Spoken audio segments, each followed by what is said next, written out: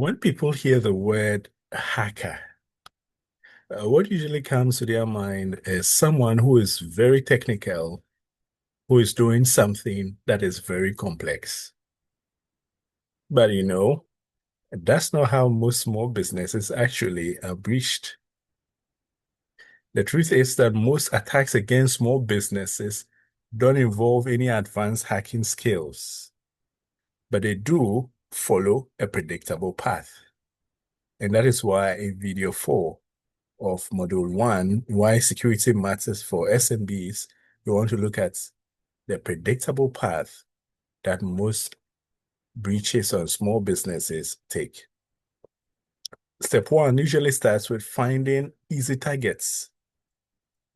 You see, attackers may not necessarily search for your company by name, but what they might do is to use an automated process to scan the internet.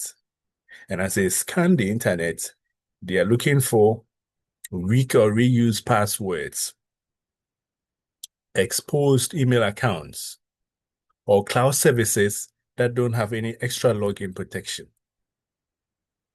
But once they find that, they move on to step 2. What's step 2? Gaining initial access. Yes, once they find a weakness, their goal is simple, to get a login. But how do they go about trying to get a login, you may wonder?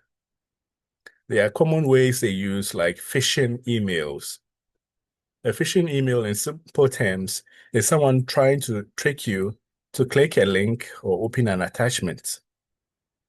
Another way is stealing passwords from other breaches. A third way we can mention is to send fake password reset pages. Now, those fake password reset pages might present to you might get you to enter in your password. So you see that typically they are not really breaking into any systems. They just log in with these credentials that they are able to find. Now, after having completed that, then they graduate to step 3, expanding access. Yes, after their first login, the attackers are looking for more.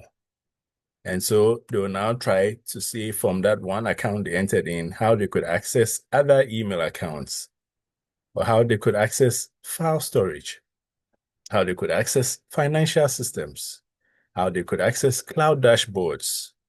And their strategy is to simply move quietly.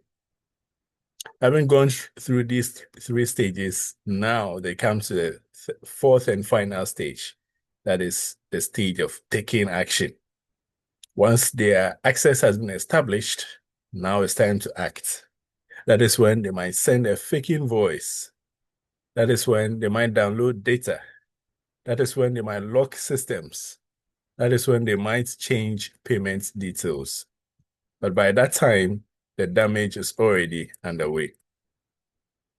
But what is this teaching us? What's the key insight? The key insight then is that these small business breaches often do not happen because security is too hard. Often these hackers are able to succeed just because basic protections were not in place. Basic protections were not in place. And for that matter, the gratifying truth is that if small business owners did the basics, if they protected email accounts, if they enforced multi-factor authentication, if they limited access, and they monitored logins, then most attacks will simply stop at step 1. So you don't need enterprise tools for this.